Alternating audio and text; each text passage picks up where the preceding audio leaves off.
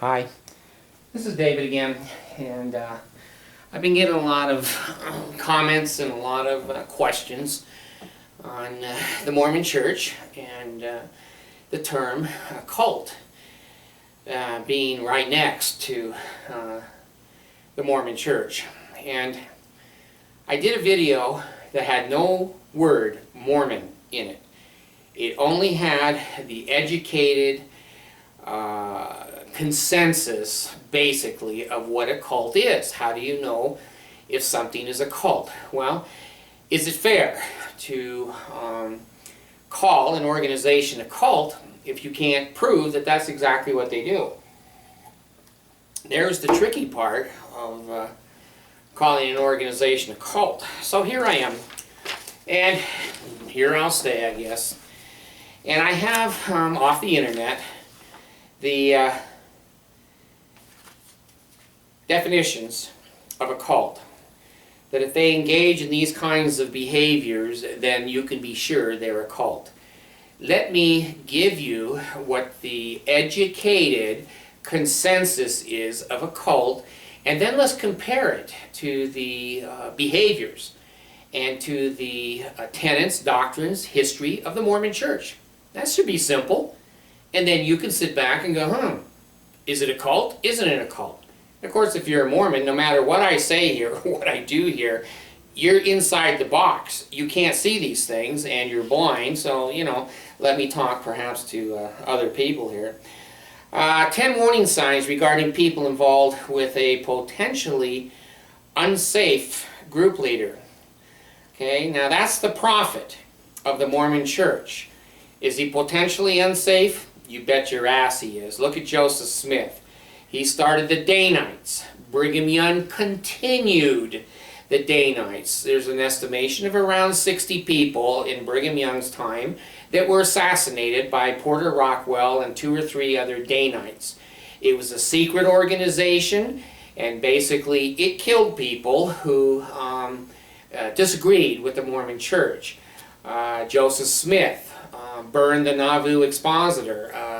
William Law was in the first presidency with Joseph Smith, and when he found out that he was taking 14-year-old wives and 16-year-old wives and married to 30 other women that were already married to men and was committing adultery, he was going to publish it in the Nauvoo Expositor, and Joseph Smith burned it to the ground.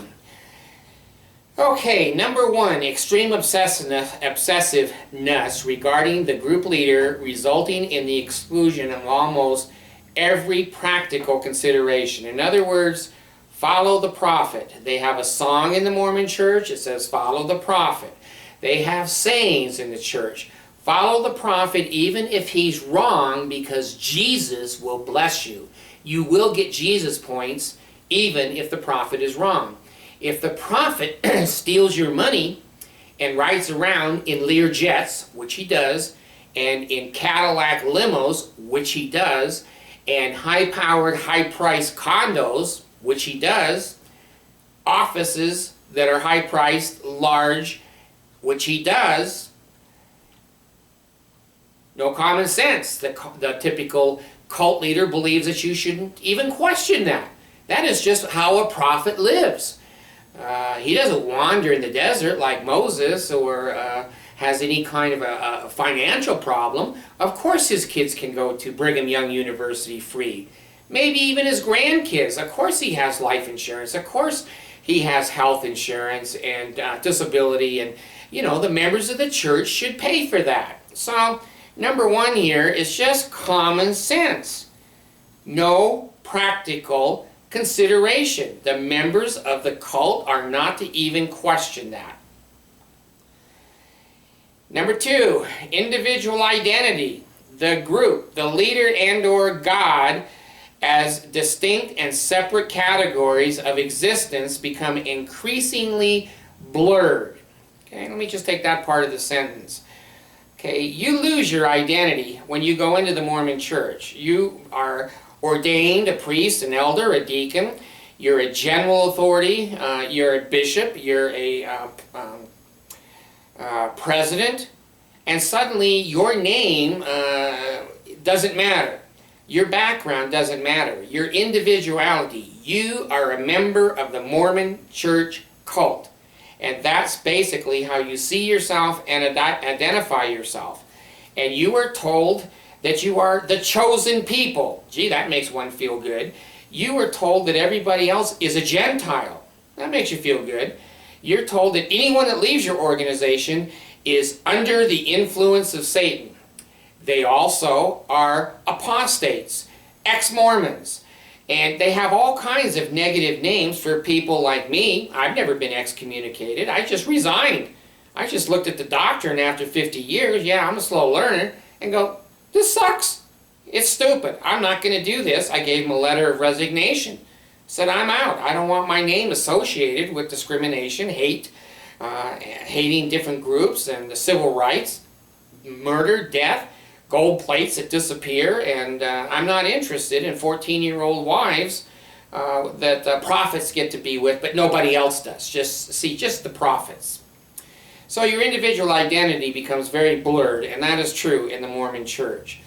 Instead, in the follower's mind, these identities become substantially and increasingly fused. In other words, you become a robot. You believe, and your mind has been conditioned to believe, you are a chosen generation. You are the ones that are going to be brought up into heaven. You are the ones that are going to inherit the celestial kingdom, they call it in the Mormon Church, and you're going to be a God. That's doctrine. That's doctrine of the Mormon Church. You're going to become a God. If you do what we say and you pay your tithing, you're going to become a God. And you know what? The Muslims only have 71 wives. You know what Mormons have? Infinite. Infinite wives, and they're all pregnant. And they're all creating children for the man, and he's the head of the planet. And these spiritual children that you're having with all of these spiritual girls are going down and being on your planet. Excuse me. Instead, in the follower's mind, these identities become substantially and increasingly fused. You are a zombie robot, speaking, dressing, saying, eating the things that the cult has told you to do. That's the Mormon Church. As you become closer and closer to the leader and you go up in status and power in the cult, you become more and more convinced that you're special. You're even more special than the peasants of the Mormon Church, because they didn't become the elders' quorum president or the stake president or the regional rep or the quorum of the 12 or the first presidency. So as you move up, you become more and more blurred that you're grandiose and that you're not subject to the laws, and that God is your master, and that basically you're not human anymore. You're beyond the laws of human. Okay. Whenever the group leader is criticized or questioned, it is characterized as persecution. Oh my gosh. Does the Mormon Church say they are persecuted? I thought years ago they called themselves a peculiar people. But now the authorities have said, oh, we're not peculiar or weird. We're just ordinary Mormons. Look at our billboards. Look at our Mormon.org. All the people who have lined up that are normal have posted in there. And so the world should believe we are not weird. We don't wear weird underwear. Yes, they do. We don't believe in becoming gods. Yes, they do. We don't believe that once God was a man. Yes, they do. We don't believe that Satan and Jesus were brothers. Yes, they do. We don't believe in polygamy. Yes, they do. Men can get married in the temple.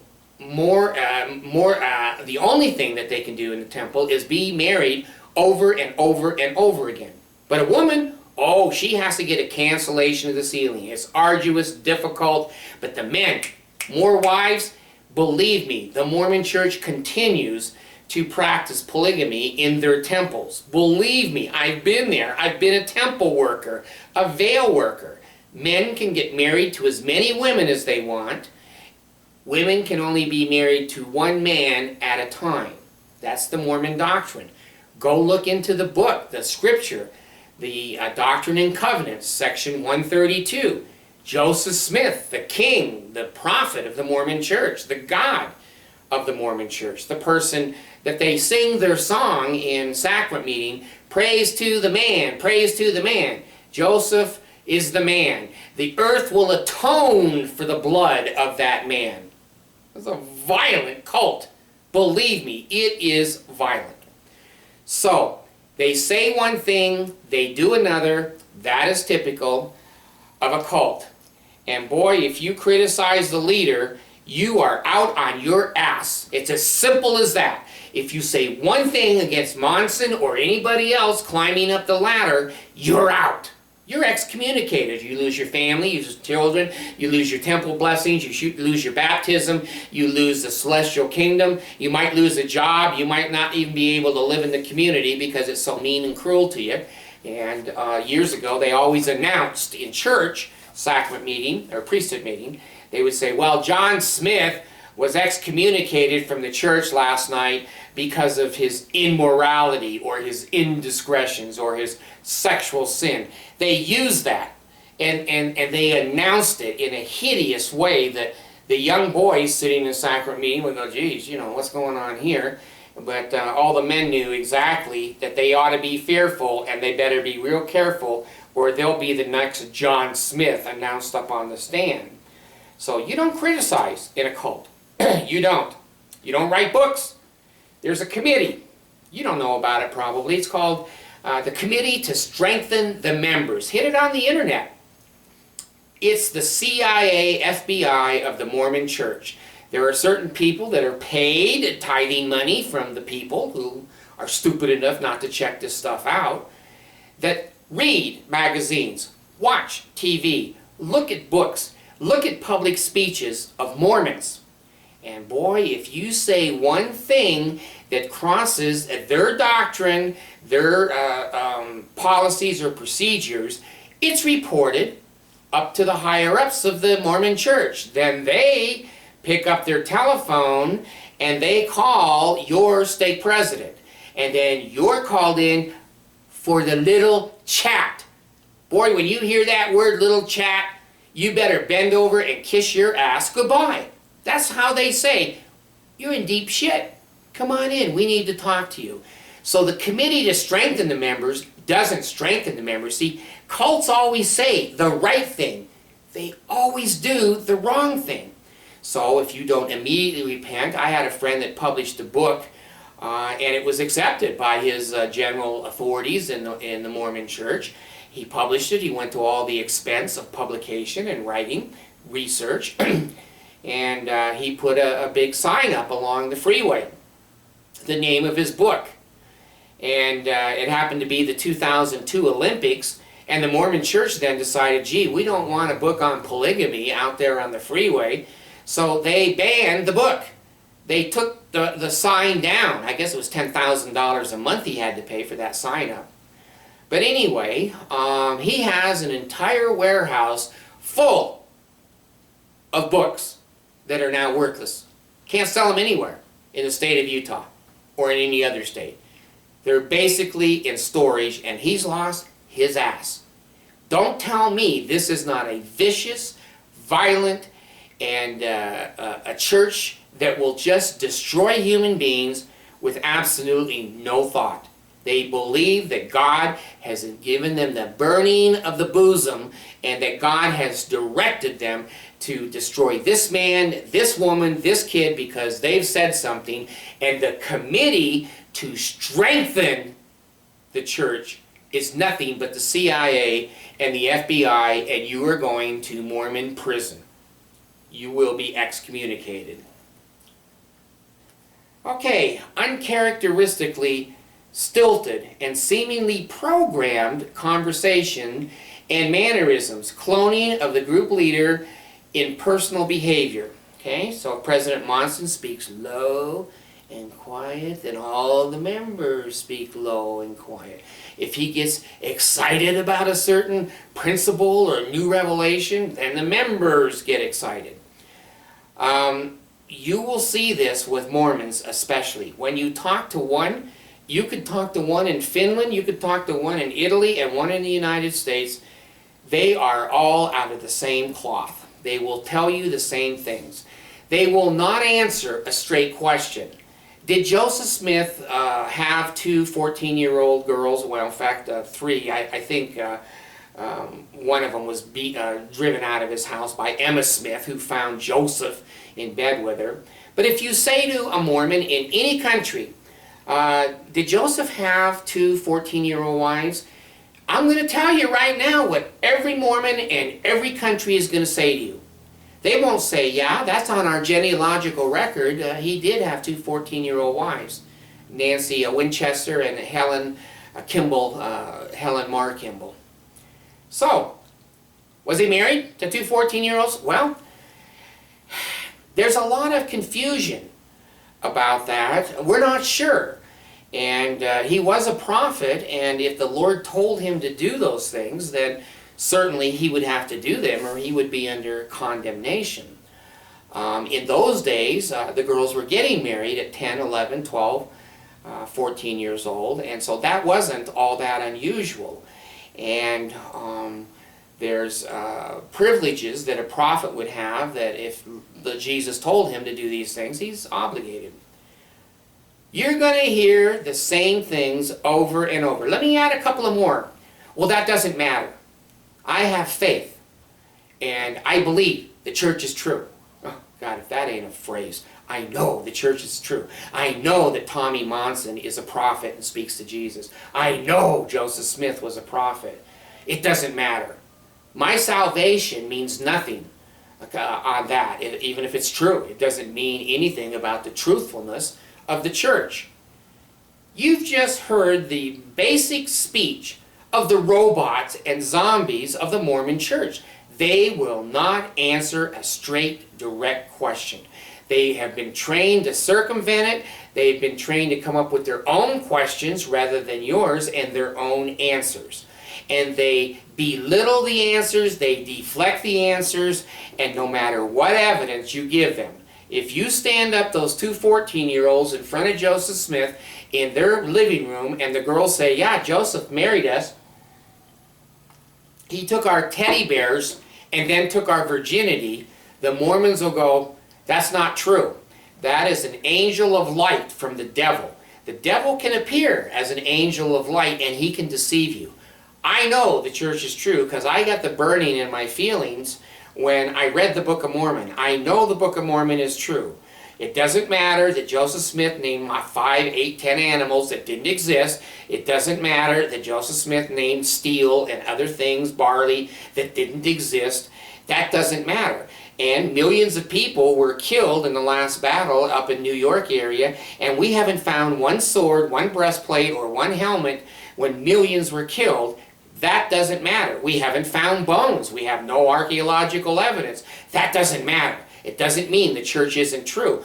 Well, the genes that we've followed that have come across the DNA from the American Indians clearly indicates they came across the Bering Strait. They're Asian genes. Oh, that doesn't matter. Those are wicked people and apostates that have left the church, and they're just trying to hurt the church because Satan knows it is true and he's trying to destroy it. Man, oh man, could I do this dance forever? I was in there 50 years.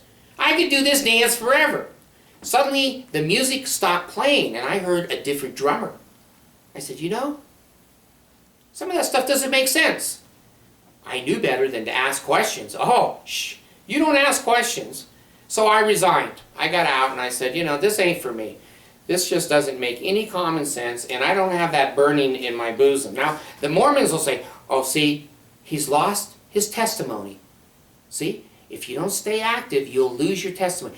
There's always a reason that people leave the church, and the Mormons only believe in two, that you've been excommunicated from the Mormon church because you're a sexual deviant or some kind of an affair or whatever. That's the main one, that you've been excommunicated because you're not good enough to live the high moral standards of the church. When you tell Mormons that you've resigned, they don't know what to say. They go into this again, kind of like a 2-year-old on the floor. They're not programmed for resigned people, people that haven't had their feelings hurt, haven't been excommunicated. They're just people that have some damn common sense. Mormons are not programmed for that, and they'll not answer your questions, and they don't know anything about resignation. Let me pick up here. Dependency upon the group leader for problem solving, solutions, and definitions without meaningful reflective thought. There it is, the zombie. If, I can't remember which prophet it was, it might have been Spencer Kimball, that came up with the family home evening program, and now they build a manual every year. Well, they're short on money, so the manuals, they're not printing as much anymore. But every Monday night, you're told what to do. You're to be home with your family. You're to give them a lesson. You're to give them opening prayer. You might give them a cookie or a cupcake, but you're there with your family every night on Monday, and you can't have appointments, you can't work, and if the world comes to a damn end, you better be sitting on that couch and teaching your children the Mormon cult doctrine, so they'll grow up and pay their tithing too. A seemingly inability to think independently or analyze situations without a group leader involvement. If you don't know how to handle your marriage, then obviously you go to the bishop or you go to the elders quorum president. And of course they're a truck driver, bricklayer, electrician. They don't know anything about counseling or family relationships, but they're your counselor. So you just listen to them, and if they say, well, I think you should divorce him. I don't think he's really active. You may say to him, usually they side with the woman, but they'll say to him, well, you know, she's not active in the church anymore, and you can't get to the celestial kingdom without an active wife. You might want to consider your spiritual position. Oh my God. They got to go and ask somebody else things that they should be able to figure out themselves. Should I buy this house, this car? You know, should I take this job? It'll mean I'll have to leave my position here in the church. And they actually follow this bogus counseling information. Okay, number 4, hyperactivity centered on the group and the leader's agenda, which seems to supersede any personal goals or individual interests. Man, if you used to play golf, if you used to go bowling, if you used to go out with the guys, if you used to have girlfriends that you saw a movie with once or twice, or you volunteered over at the senior center, or you had a real life, join the Mormon cult. You'll have no life. They will tell you what to do on Monday, Tuesday, Wednesday, Thursday, Friday, Saturdays, and Sunday. Every holiday, your birthday, every one of your kids' holidays, you will be working for them. You'll be teaching a class. You will be an instructor. You will be a job where you sit in a room with other people and try to convert other people in the community or bring back those like me who've left. You will be so damn busy that you probably sometimes will not have health. You will lose so much sleep and so much health, food and entertainment and recreation. None of it is balanced. You will go to the picnics the church has. You will go to the scouting programs that the church has. You will attend the meetings where your kids are receiving awards in phony scouts and badges and whatever. I'm telling you, if you believe you're going to have a minute to yourself, you don't know this cult. But the missionaries never tell you that at the door. They're smiling and they're in a suit and they're young, and they say, you'll learn milk before meat. In other words, we're not going to tell you the truth. You need to walk before you run. Well, some of that stuff is good in psychology for a baby, but it's very good for a cult, because they know you're going to be wearing magic underwear. They know when you go to the temple, because they've been there, to raise your right hand to the square and promise to give everything you have now and everything that you own in the future to the Church of Jesus Christ of Latter-day Saints. The Mormon missionaries know that. They know. They're trained not to tell you. They're trained not to tell you. A dramatic loss of spontaneity and sense of humor. You know what? You can't tell a joke to a Mormon that's funny. The Mormon will just kind of like the Chinese when you're making a deal with them. Kind of, okay, let's get back to the gospel discussion. They can't talk outside of their cult. Now, again, I'm exaggerating that there are some people, like governors and other kinds of people in business, that can carry on conversations about their business practices or their education. The average Mormon can't say crap unless you're a Mormon. And the first thing they say to you when they meet you is, "Hi, how you doing?" "Fine." And then they'll give you a big hug. And we call that feeling up. They'll feel the back of your back to see if they can feel your garments. And if they can feel that magic underwear, now they know you're in the cult, you're one of us. And then they can go to their Mormon talk. "Well, how you doing? What ward are you from?" "Oh, I'm from Fresno." "Oh, and what did you do?" See, these questions are key questions. What did you do? "Oh, I was the bishop, and then I was in the state presidency, first counselor." Bam! You know this guy's high. He's high. He's not just an elders quorum teacher. He's not just a gospel doctrine teacher. He's high in the church. So your job is to respect him. Your job is to respect him. So they're not funny. They don't think anything is funny. And when they're in the temple, let me tell you this. This is the truth. Go to their temple ceremony.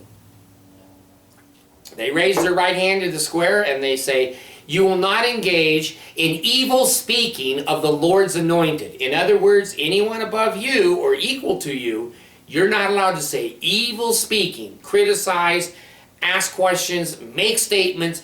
You're promising before God, angels, and these witnesses at this altar that you're not going to say anything negative. So the Lord's anointed, okay? And you will not engage in light-mindedness. In other words, funny things. Things that are humorous, things that are, hey, let's try this, or let's go just to the mountains and travel, or let's go on a vacation. Light-mindedness. You have to be heavy-mindedness. And no loud laughter. Bow your head and say yes. Yes. That's the covenants you take in their temple. No light-mindedness, no loud laughter. You will become a zombie, you will be a robot, and you will shut your face, and you will think like us, eat like us, and wear our magic underwear. 6. Increasing isolation from family and old friends unless they demonstrate an interest in the group leader or the cult. Boy, ain't that Mormonism.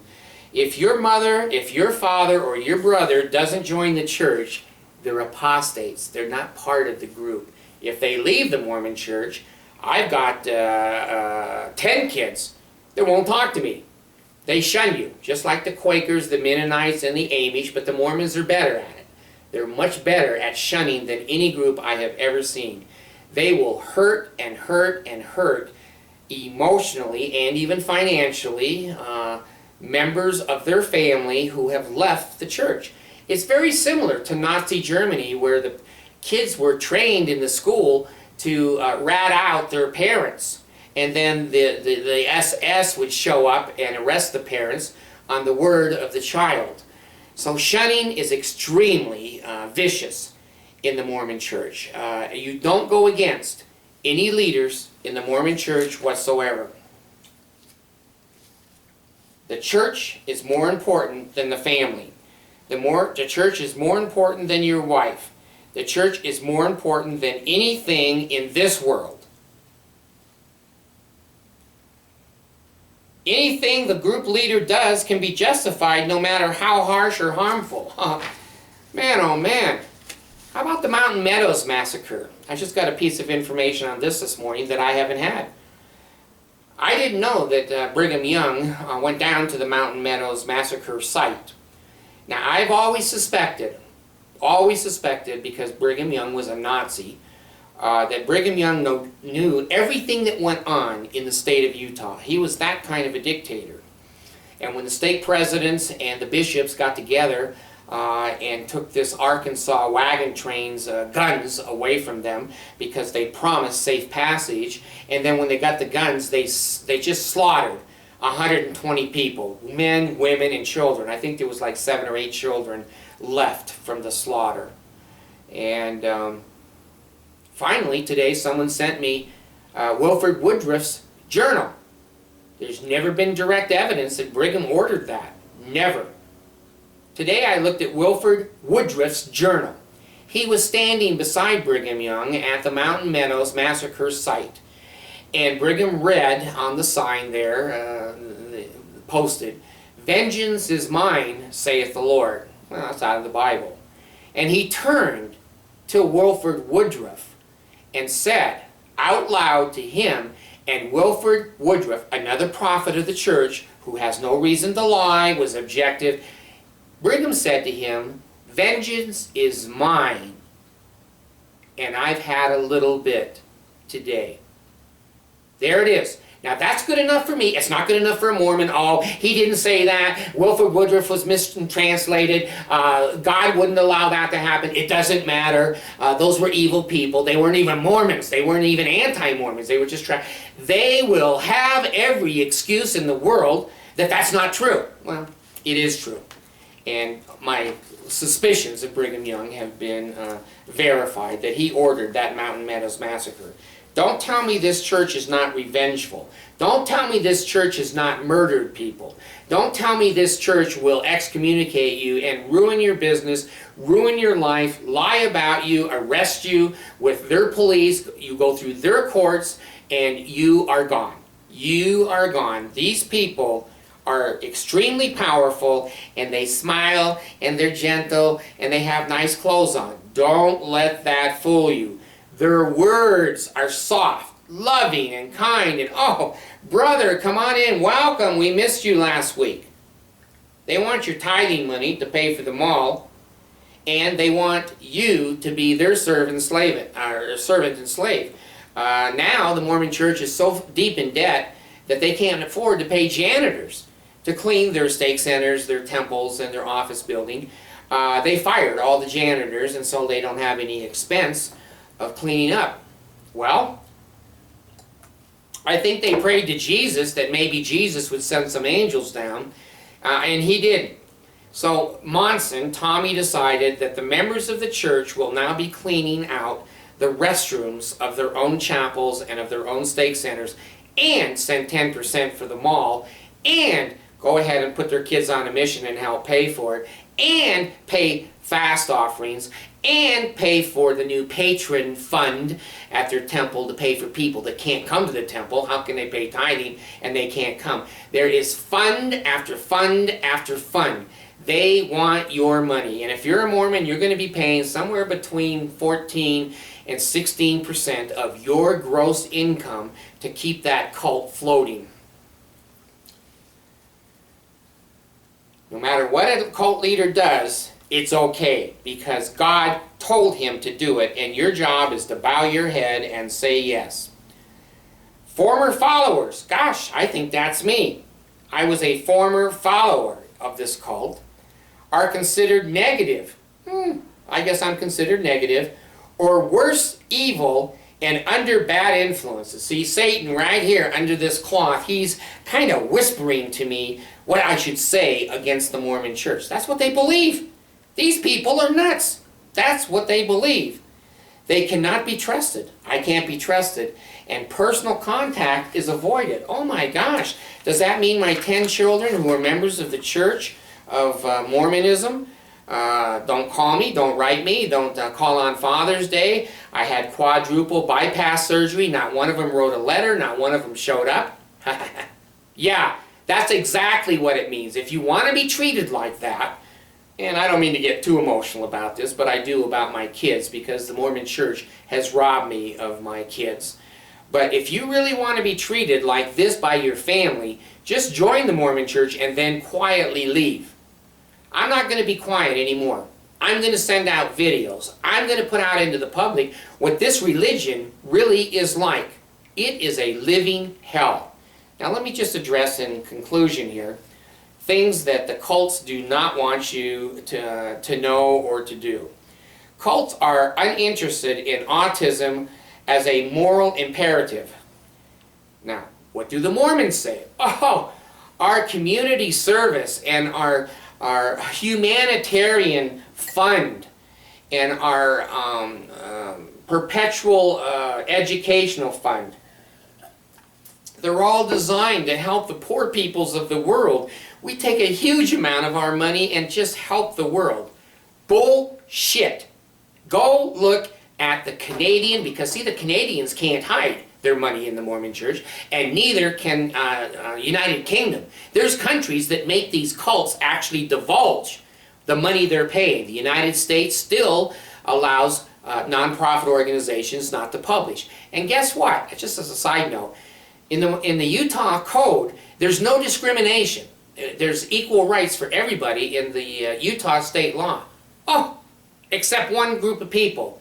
Religious organizations can discriminate. Oh, I wonder how that happened in Utah. I'm so stupid it wouldn't occur to me that maybe the Mormons in the legislature made that up. Look it up on the internet. Look up the amount of money that they sent to Haiti after the earthquake over there and the tsunami in Japan. The Mormon Church has given money in humanitarian service these years, 11 and 10, 2010 and 11, more money to humanitarian services than they've paid in the entire last 30 years. It is less than 1% of their income. Look on the internet and see the little black people in Haiti trying to put 2x4s up in the middle of nowhere with a tin roof on it, and it's Mormon humanitarian aid. If you believe that crap, you're nuts. Let me tell you what the Mormon Church does, okay? In its relief society, which it means women, which they always take advantage of women. They're second-class citizens in the Mormon Church. They're baby machines for the men to have huge worlds without end. They get the relief society together, and the good sisters, they're good-hearted women. They make quilts, and they have a little toothpaste and a little toothbrush, and maybe a washcloth and a little soap out of a motel, and they put all this stuff in a little bag that's called a humanitarian fund, or a 72-hour survival kit. Well, what the Mormon Church does is they value that. They say, well, that's worth $50. That's worth $50. You know, it costs them 78 cents for a dentist-sized piece of toothpaste in a tube, but the Mormon just said, oh, that's $50. CPA, write that down. We donated $50 times, oh, 10,000. It's $92 million we gave to the Africans. Yeah, I get emotional because I don't like to see people cheated. Yeah, I've worked in social services my entire professional career. And those that are handicapped and those that are desperate, to treat them like that and then come back to your cult members and convince them that your humanitarian fund is in the millions and millions of dollars when it's not, I think is evil. That's my opinion. I think it's evil. Image building, so important in a cult. Images of a cult, they want you to think that they're clean, they're moral, that they're helping poor people, and they're good, solid people. That's important to a cult. Don't look at what they do. Look at what we say. Well, the world now, the internet is the kiss of death for these cults. Anyone can look it up. Google will hit you 1 million in 1.2 seconds or 0.12 seconds of cults and things about the history of the Mormon Church. The Mormons, they're programmed. They'll say, well, those are all evil people. They're all people that are against the church. It's anti-Mormon information. Yeah, it is. It's their history. It's their culture. It's their policies and procedures, but the magic phrase is anti-Mormon. So when they hear that in their church, you're not allowed to look at that. You're not allowed to read that. You're not allowed to watch that movie. You're not allowed to watch that TV show. It's a cult.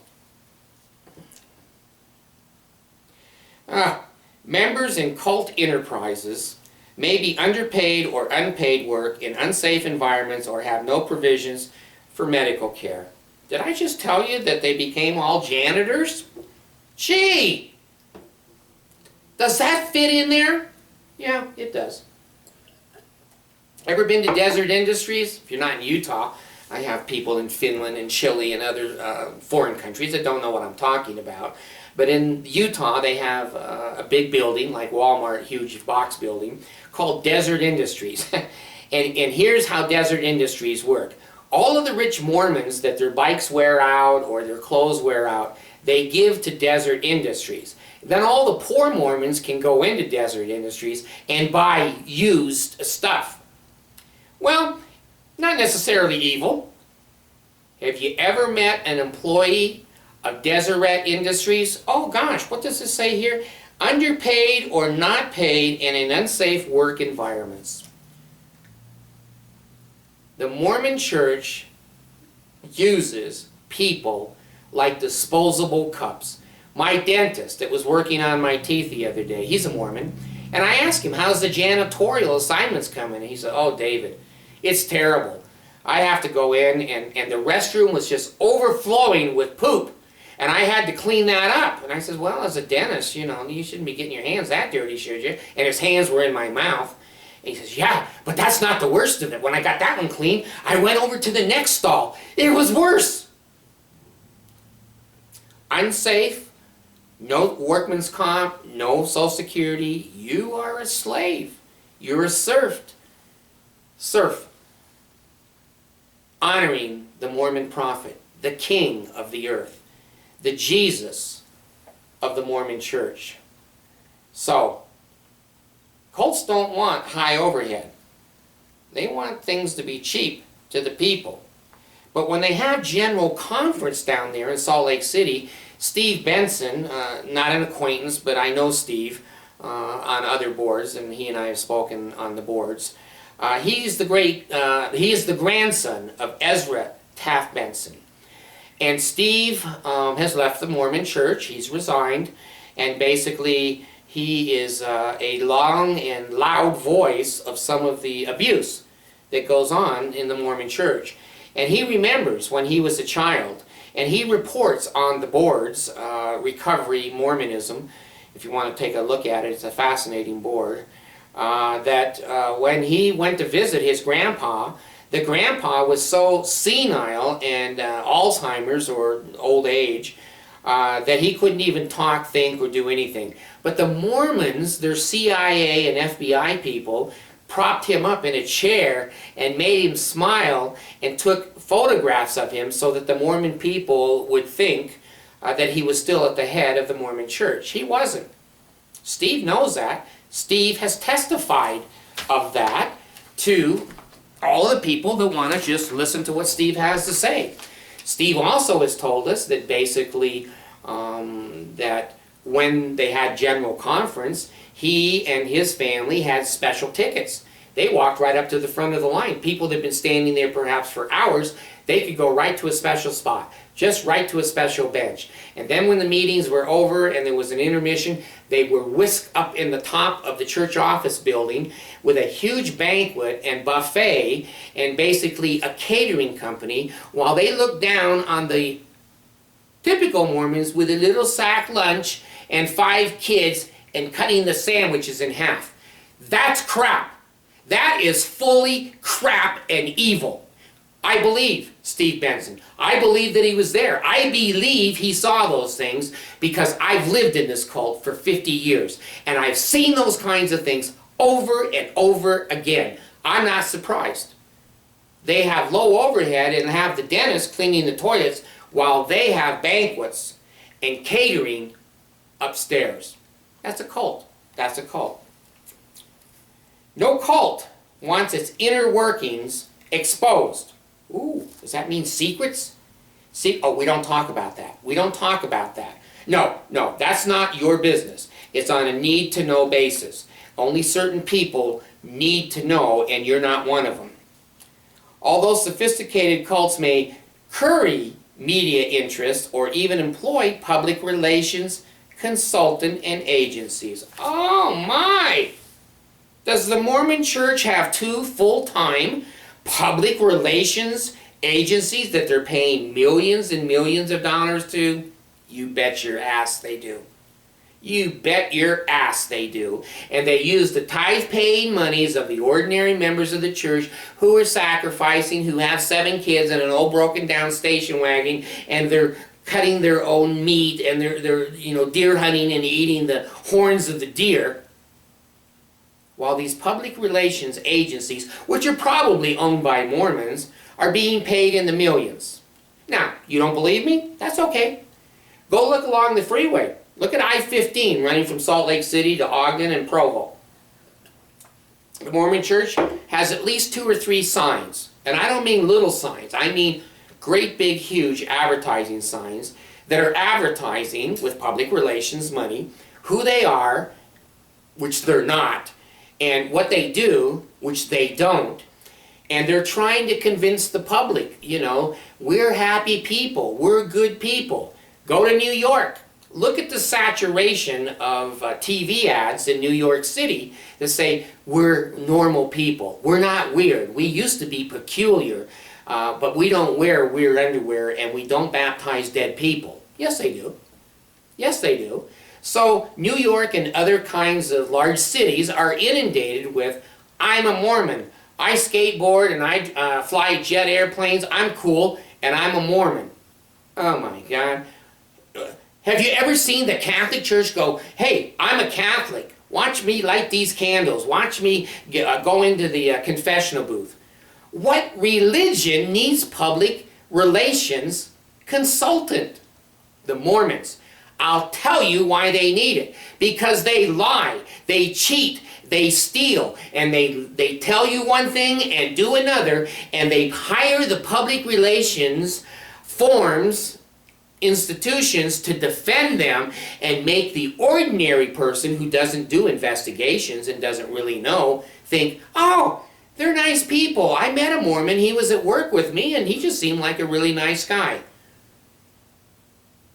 This is the biggest farce and the most evil cult, because they don't commit suicide. See, if you're Jim Jones or you're David Koresh or the Waco and Heaven's Gate, those people, we all look at and go, that's a cult. They all died. They were drinking Kool-Aid. See, their leaders didn't love them. The Mormon Church is smarter than that, because they go, well, if we all drink Kool-Aid, who's going to pay tithing and keep my Learjet in the air? So they run all the cult activities, they run all of the policies and procedures of a cult. They get the members' money, they spend it the way they want, there's no accounting on the money. They are a cult, but they don't kill their people. They just turn them to zombies and robots, and basically most of their people die. Zombies and robots, and by the way, when you die, your will be given to the Mormon Church. Your grandchildren and them going to college is crap. You just give your money on your death, deceased experience. You give your inheritance to the Mormon Church. They don't want their inner workings exposed. When Steve Benson tells us what it's really like inside the Mormon hierarchy, it's ridiculous. Ask a Mormon. If a Mormon is watching this tape, ask him about the second anointment, the second, your calling and election made sure. You've never even heard that phrase. You've never even heard that phrase. But the authorities of the church send out a secret letter to certain people, big tithe payers, and they call them down to the temple and they get their second anointing. See, you're just a bozo. You got one anointing. They get a second because they're special. And their calling in an election is made sure, which means no matter what they do from this point on, they're going straight to the celestial kingdom. Go ahead, look up. Calling an election made sure, Mormon Church. Google it. See if I'm lying. Cults do not want to be called cults. Oh gosh, that's an amazing statement. Thus, a definition is proposed to clarify the discussion in this article. Well, Cults don't want to be called cults because most individuals don't want to be controlled. They don't want to have thought control. They don't want to be told what underwear to wear. The Mormons believe that bullets cannot go through garments, and if you are burned in a fire, your head and everything that's not covered with a garment will not burn, but what's covered with the garment will not burn, but everything else will be third degree and death burns. There's no common sense here. There is not one iota of common sense here. And if you look at the things in the world that say this is a cult, and you've got any IQ that's in 2 digits, and you're serious about your life, and you're serious about where you want to go and what you want to do, and the freedoms of the United States and the freedoms of opportunity, don't tie up with this religion. That's my experience. They will rob your childhood, they'll rob your adulthood, they'll rob your money, they'll rob your mind, and you will be a living Mormon zombie. It takes years, but it is clever and it is well done. You will never see it at the beginning. When those little missionaries come through the door, they'll say, milk before meat. We have to crawl before we walk. Those are key phrases that they're not telling you the whole truth. Say to them, give me the meat. Let's run a little bit. What's the real truth? I've heard some things about your cult. And they'll say, oh, that doesn't matter. Oh, no, that was in the old days. They will go round and round because they're programmed at the Mission Training Center by expert salesmen who know how to close and who know how to change the question to a new question, and then they'll answer it. So that's my experience. I have lived more than 50 years in the Mormon Church. I have done the things that they've asked me to do. And I've done a lot of things that I'm ashamed that I did because I thought they were talking to God. They're not talking to God. They're looking for money in their corporation, and they're strong and they're powerful with money, and the poor peasants are cleaning the toilet. Whether you're a dentist or you're an attorney, you're going to clean their toilets. Thanks.